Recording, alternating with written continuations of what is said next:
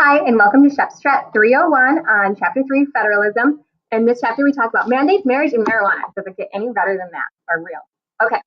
Last year's hardest FRQ question on the AP government test was specifically about federalism, and it mentioned some of the provisions for federalism, some of the court cases that deal with federalism, and then the advantages of federalism.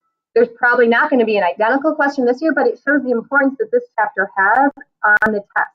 Federalism is the basic makeup of our government. So you need to have a thorough understanding of it and where it comes from. I would definitely look over this question again before you, take your unit test on this section. All right, if you go to the beginning of chapter 3, even though it's chapter 2 down there, chapter 3, what if? The Defense of Marriage Act. So that chapter is a little bit out of date. As we talked about in class the other day, we currently have a Supreme Court case in Oberfell v. Hodges where it makes it legal for people of the same sex to get married. Prior to that court case, though, if you were living in Maine and had gotten married and then moved to Tennessee, your marriage was not protected. You did not have any of the same rights you would have had. You also had no federal protections or rights or benefits. So when you went to file your taxes, you had to file your taxes as single, even if you were married inside that state. That is out of date. You don't really need to know too much about DOMA or the Defense of Marriage Act, but it did make it so that in this case, the states did not have to abide by the rules of other states. That's one of the only times in American history. Oberfell v. Hodges, the court case, is about some same-sex couples that say that the laws in their state violate their 14th Amendment, equal rights, and the court case goes all the way to the Supreme Court, and they decide that it does violate their rights, which is why at this time we are allowed to have same-sex marriage in all 50 states. It has been taken away from the states, even though marriage is historically a state power. The power is currently just given to the federal government to determine same-sex marriage. All right, a division of power. The definition of federalism is a division of power between the federal and the national government. We are a union of states, so that's where we get the United States of America. In some ways, the national government and the state government are independent, and in some ways they are not. They have to work together, yet they do have their own policies and guidelines. Sometimes those policies and guidelines overlap. That's where you run into federalism. If a federal law overlaps a state law, what do you already know is going to happen? Which one comes first, the state law or the federal law? The federal law, because of the supremacy clause. All right, federalism, system of government where power is divided by a written constitution separating it from the national to the state level. Each domain has its guarantee of authority. So states have schooling, they have the police force, they have their guarantee of authority in that area. However, over the years, this power of the federal government has expanded into a lot of those guaranteed authority areas. The division is not just between federal and state. As you can see from this chart, there are also counties, municipalities, townships, school districts. There are 89,000 different types of governmental units inside the United States. You, for this class, really just need to focus on federal versus state.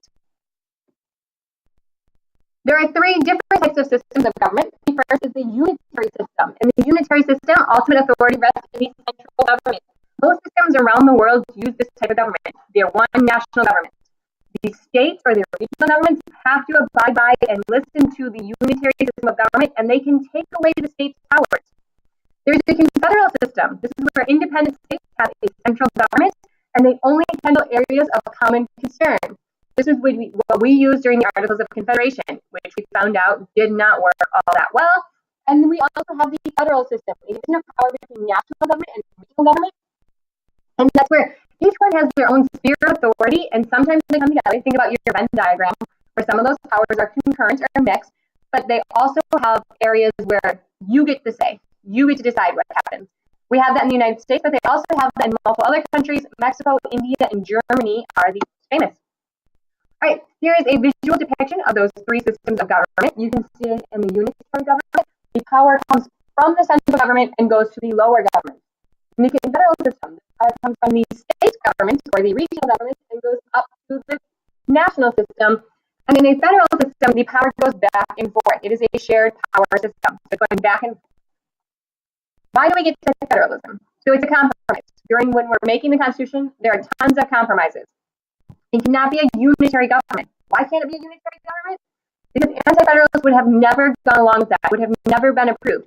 So as strong as Alexander Hamilton was in trying to make his case for federalism and a strong federal national government, he understood that these states would have to have some power. It also was never going to be a confederal government because that's what we had under the Articles of Confederation and what they were trying to get rid of. So the benefits of a federal system are states can make policy to meet specific needs of individuals. So the needs of people in Wisconsin are going to be different than the needs of those in Florida. If a school system needs to make a policy regarding snow days, we don't need a federal policy regarding snow days. How often do they need to worry about a snow day in Arizona? Should the policy for a snow day in Arizona be the same as the policy for the snow day in Wisconsin or Michigan? Clearly not. So the states can make policies that meet specific needs of individuals. The states serve as laboratories of democracy and policy. If you think about medical marijuana, if you think about gay marriage, all of those things are tried out in states to begin with. We have online voting in some states. Maybe that will eventually become a national issue or a national way of voting. But for right now, we have little laboratories that act as states, find different things out. The federal government can establish uniform policy when necessary. Going back to the gay marriage issue, we had a problem in our nation. We had some states that were allowing gays to marry. We had some states that weren't allowing gays to marry. The federal government steps in and says we have to have a decision about this. The Supreme Court decides that the 14th Amendment gives them the equal protection. So we need this uniform policy. Multiple access points increase the likelihood of successful policymaking. The more people working at it, the better it will be. States can make policy when there's no national consensus.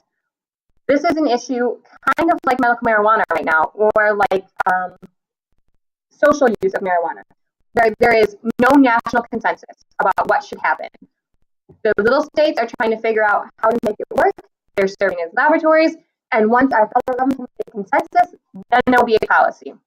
And the federal government can distribute necessary resources.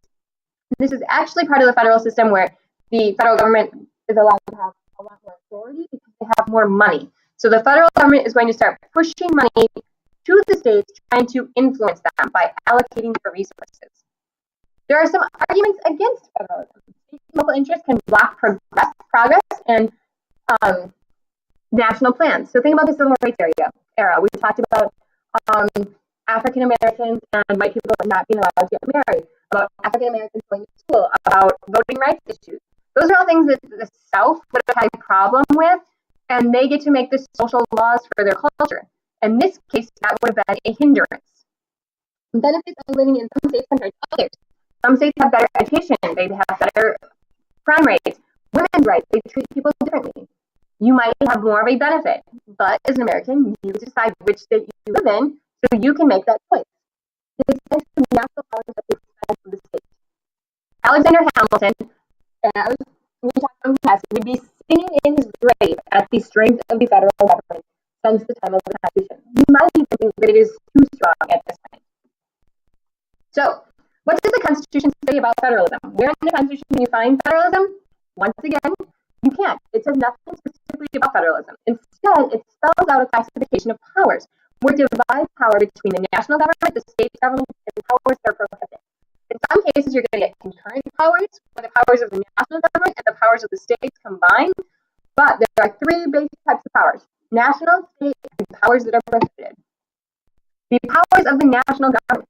Express powers. Most of these are found in Article 1, Section 8, like just written out directly. So they can coin money, they can set weights and measurements, they make uniform naturalization laws, they admit new states, they establish post offices, they declare war, they regulate commerce.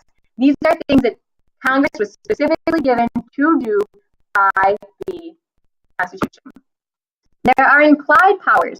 This is also from Article 1, Section 8, but nowhere does it talk about implied powers. Instead, it is based on the decision in McCulloch v. Maryland, where Congress shall have all power to make laws which shall be necessary and proper for carrying into execution of foregoing powers. That's a lot, but what it's saying is you have to be able to do that if you're going to carry out the express powers that they have to do. This is sometimes called the elastic clause or the necessary and proper clause. It provides flexibility and allows the Constitution to continue to grow and change because it allows us to address things that the Founding Fathers would have never thought of as an issue. Reserved powers. This is from the 10th Amendment. Amendment powers not delegated to the U.S. government nor prohibited to the states are reserved for the states. So examples, regulating intrastate commerce. Intrastate means it only is within one state. providing a state militia, making laws